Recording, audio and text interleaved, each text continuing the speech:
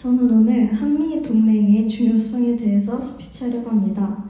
한미동맹은 이승만 대통령에 의해서 시작되었습니다. 이승만은 반공과 또 자유통일에 대한 확고한 신념을 가지고 있었습니다. 그 당시 미국은 세계 최대의 강대국이었고 한국은 보잘것없는 약소국이었습니다.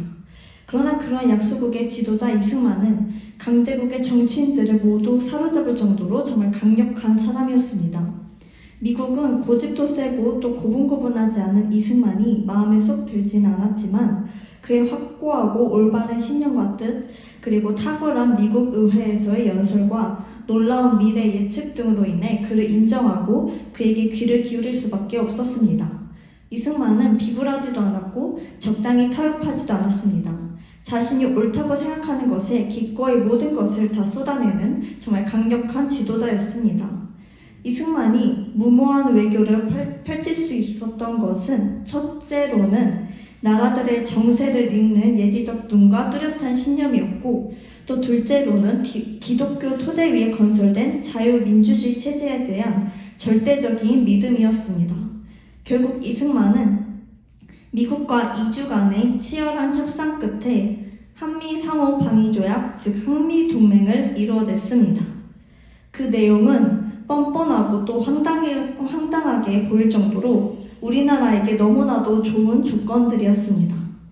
한 역소국의 지도자가 초강대국인 미국을 완전히 사로잡아버린 것입니다. 이것은 단순히 이승만의 지식과 능력을 넘어서서 그의 안에서 성령께서 강력하게 역사하신 결과였습니다. 결국 이 조약으로 인해서 우리나라는 북한, 중국, 소련의 위협에서 안전을 누리게 되었고 안보와 번영을 누리면서 오늘날까지 대한민국은 세계적인 국가로서 발전을 하게 되었습니다. 이렇게 역사상 최고의 동맹으로 평가받는 한미동맹으로 인해 우리나라가 받은 혜택을 크게 8가지로 정리를 해볼 수가 있습니다. 첫 번째는 한반도 및 주변 지역에 장기적인 평화가 유지되고 있다는 것입니다. 청일전쟁, 러일전쟁, 한국전쟁 등등 70년도 안 되는 기간 동안에 한반도에서 일어난 대규모 전쟁만 6번이나 일어났었습니다. 그러나 한미동맹을 한 이후로는 한반도에 단 한 번의 전쟁도 일어나지 않았습니다. 수천 년 동안 주변 나라의 침략과 싸움을 끊임없이 겪어왔던 한반도에 드디어 평화가 찾아온 것입니다. 두 번째로 미국의 확고한 방위 보장으로 인해서 한국은 비약적인 경제 성장을 이룰 수 있었습니다. 미군의 주둔으로 인해서 국방비가 절감되어서 우리나라는 적은 국방비를 써가면서 경제 개발 우선 정책을 추진할 수 있었고 그것이 곧 한강의 기적으로 이어지게 됩니다. 그리고 세 번째는 한미동맹으로 인해서 한국은 군사 강국이 될 수 있었습니다. 이전에 대한제국이 일본에게 병합되었을 때 우리의 병력은 8,000명 정도밖에 안 되었었는데 한미동맹 조약에 따라서 한국군 20개 사단이 현대화되었고 또 병력 70만 명의 대군을 거느리게 되었습니다. 그리고 네 번째로 한미동맹은 한국의 민주화에 기여했습니다. 미국은 남한의 정치적 안정이 동북아권 안정에 필수적이라고 생각을 했기 때문에 한국의 정치에 관심을 가질 수밖에 없었고 또 실제로 장기적으로 정치적인 민주화를 계속해서 후원해 왔습니다. 다섯 번째로 한국은 미국의 지원을 받아서 외교망을 확대해 나갔습니다. 미국은 한국이 민주주의의 전시장이 될 수 있도록 외교적인 부분에서도 지원을 아끼지 않았습니다.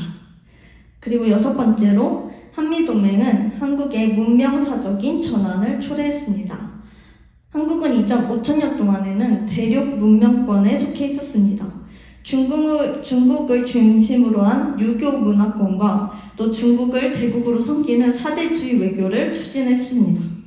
그러나 한미동맹으로 인해서 한국은 해양 문명권으로 진출하게 되었습니다. 중국, 소련, 북한까지 대륙 문명권이 모두 공산화된 상황에서 사실상 성과 같이 된 한국은 바다로 뻗어나가기 시작했습니다. 이승만은 일찍이 태평양이 우리 민족의 활동 무대가 되기를 꿈꿔왔습니다.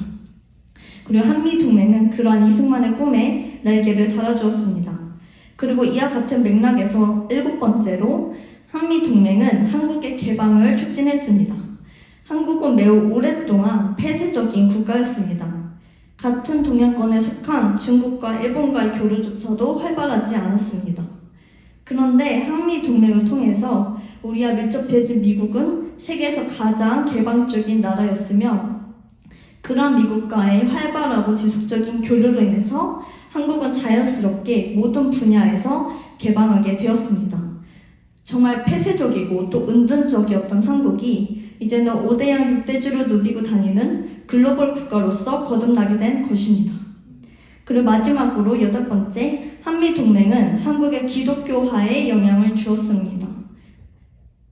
한국과 미국의 관계 속에는 여러 가지 어려움도 있었지만 결과적으로 미국은 일본을 물리침으로써 한국을 해방시켰고 또 건국을 지원했으며 공산 세력의 침략으로부터 한국을 보호해 주었습니다.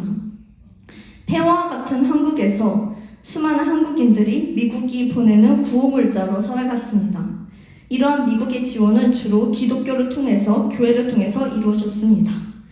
한국인들에게 미국은 은인의 나라, 구원의 나라로 인식이 되었고 이는 또한 교회의 성장과 기독교인의 증가로 이어졌습니다. 이와 같이 한미동맹이 우리나라에 얼마나 중요한 영향을 미쳤는지 이미 너무나도 명백하게 밝혀져 있는 사실입니다. 우리는 이렇게 중요한 한미동맹을 절대 끊어버려서는 안 됩니다. 정말 공산주의의 짐승의 공격으로부터 나를 항상 지켜주던 호위무사를 내가 직접 절벽에서 밀어 떨어뜨리는 것과 같습니다. 그러나 현재 우리나라의 많은 정치인들 또 많은 국민들은 한미동맹 파기와 미군 철수를 주장하고 있습니다. 그들은 아까 위에서 언급한 한미동맹의 8가지 혜택을 마음껏 누리고 살면서도 너무나 어리석게 또 모순적으로 그 모든 것을 없애버리자고 말하고 있는 것입니다. 한미동맹 파기는 경제적, 외교적으로도 우리나라가 뿌리채 흔들릴 만한 큰 타격을 줄 것입니다. 그러나 그보다 더욱 심각한 것은 바로 한반도의 공산화입니다. 미국이 지금까지 정말 무적 방패처럼 거대한 중국과 또 핵으로 무장한 북한으로부터 우리를 지켜왔는데 그게 없어진다면 그 다음에 일어날 일은 너무나도 당연한 것입니다. 어렵게 얘기할 필요도 없이 한미동맹은 우리가 반드시 지켜야 하는 것입니다. 우리 나라를 지키기 위해서도 또 교회를 지키기 위해서 우리 가정을 지키기 위해서 또 우리 자신을 지키기 위해서까지 우리는 한미동맹의 중요성을 정확히 알아야 하고 또 그것을 널리 전해야 할 것입니다. 우리는 이승만 대통령과 같이 절대 타협하지 않고 진실과 진리만을 붙잡고 끝까지 나아가야 할 것입니다. 감사합니다.